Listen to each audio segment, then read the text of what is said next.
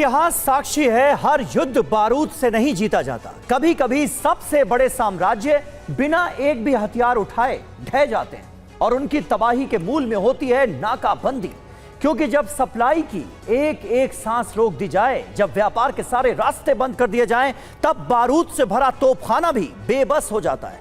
War front पर मुश्तबा के सामने बेबस नजर आते ट्रंप भी नाकेबंदी के जरिए ईरान को झुकाने के प्लान पर काम कर रहे हैं।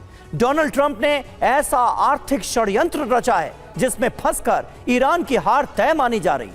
आखिर क्या है ट्रंप का प्लान, इस रिपोर्ट में देखिए। रिपोर्ट में दावा है कि अमेरिका ईरान को आर्थिक तौर पर पूरी तरह से तबाह करने की तैयारी में है, जिसके लिए जमीनी नाकाबंदी की जाएगी। चीन से आने वाली ईरान की आखिरी लाइफलाइन को काटा जाएगा। ईरानी बैंकों के सिस्टम की हर मदद काट दी जाएगी। अरब देशों के जरिए ईरान को तबाह करने का ब्लूप्रिंट भी तैयार हो चुका है। तो दक्षिण में ईरान का तटीय बॉर्डर 2800 किलोमीटर लंबा है, जहां अमेरिकी नौसेना मौजूद है। ईरान का आयात निर्यात यहां से पहले ही बंद है। कैस्पियन सागर में ईरान की तटीय रेखा 740 किलोमीटर लंबी है। ईरान की पश्चिमी सीमा पर इराक मौजूद है। इराक की 1599 किलोमीटर लंबी सीमा ईरान से लगती है। पश्चिम में ही तुर्की भी है। इसकी 534 किलोमीटर लंबी सीमा ईरान से सटी है। उत्तर में तुर्कमेनिस्तान, आर्मेनिया और अजरबैजान से ईरान की सीमा लगती है। ईरान आर्मेनिया के साथ 44 किलोमीटर लंबी सीमा साझा करता है। अजरबैजान से 689 किलोमीटर लंबी सीमा सटी है। वहीं तुर्कमेनिस्तान का ईरान ने 1148 किलोमीटर लंबा जो बॉर्डर है वो सटा हुआ है। ईरान के पूर्व में पाकिस्तान और अफगानिस्तान है। पाकिस्तान की सीमा 959 किलोमीटर और अफगानिस्तान की सीमा 921 किलोमीटर लंबी है।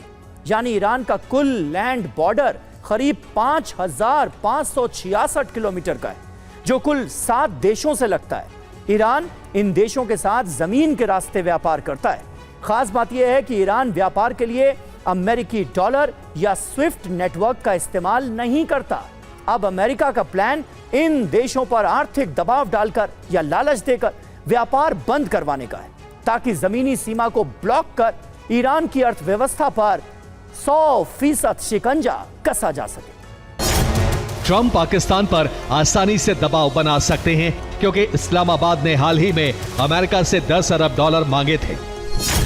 तुर्की भी ट्रंप के प्लान में शामिल हो सकता है, क्योंकि एर्दोआन F-35 प्रोग्राम में फिर से शामिल होना चाहते हैं। आर्मीनिया पश्चिमी देशों से संबंध मजबूत कर रहा है। वो अमेरिका के कहने पर व्यापार बंद कर सकता है। अजरबैजान के इजराइल और अमेरिका से मजबूत रिश्ते हैं, वो ट्रंप के प्लान में शामिल हो सकता है। इराक बिजली और गैस के लिए बहुत हद तक ईरान पर निर्भर है। इराक के लिए व्यापार बंद करना काफी मुश्किल होगा, हालांकि विकल्प मिलने पर वो राजी हो सकता है। तुर्कमेनिस्तान अमेरिकी वित्तीय प्रणाली पर बहुत कम निर्भर है, वो अपने फायदों के हिसाब से फैसला लेगा। अफगानिस्तान में तालिबान का शासन है, उस पर पहले से कड़े अमेरिकी प्रतिबंध लागू हैं। तालिबान तेल जरूरतों के लिए ईरान से जमीनी व्यापार जारी रखेगा। अमेरिका चीन की टी पॉट रिफाइनरियों और छोटे बैंकों पर प्रतिबंध लगाने की तैयारी में है। चीन की छोटी छोटी प्राइवेट रिफाइनरियों को टी पॉट रिफाइनरियां कहा जाता है। ये चीन की कुल रिफाइनिंग क्षमता का 25% संभालती हैं। ये रिफाइनरियां छोटे बैंकों के जरिए ईरान की लाइफलाइन बनी हुई हैं। ईरान की लाइफलाइन की तरह काम करते हैं। समुद्री नाकेबंदी के बाद ईरान रेल मार्ग के जरिए चीन को तेल की सप्लाई कर रहा है, जो तुर्कमेनिस्तान, उज्बेकिस्तान, किर्गिस्तान से होते हुए चीन पहुंचता है। ईरान से आने वाले तेल का एक बड़ा हिस्सा चीन की टी टॉप रिफाइनरीज खरीदती हैं। इन्हें भारी डिस्काउंट पर ईरान से तेल मिलता है।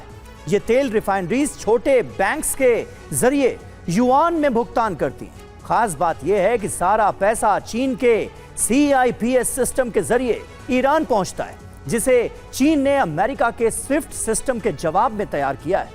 अब अगर अमेरिका चीन के छोटे बैंकों और टी टॉप रिफाइनरीज पर प्रतिबंध लगाता है, तब भी इससे कोई फर्क नहीं पड़ेगा, क्योंकि ये अमेरिका या दूसरे देशों से कोई कारोबार नहीं करते।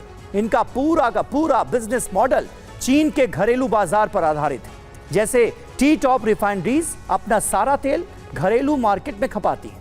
ऐसे में अगर अमेरिका इन पर प्रतिबंध लगाता भी है, तब भी ईरान की इस लाइफलाइन को अमेरिका काट नहीं सकेगा। सऊदी, तुर्की और पाकिस्तान ने मक्का डिफेंस समझौते पर हस्ताक्षर कर दिए हैं। हम इससे बेहद खुश हैं। ये दिखाता है कि पश्चिम एशिया साथ आ रहा है। ये देश आखिरकार ज्यादा बेहतर तरीके से अपनी रक्षा करने में सक्षम होंगे।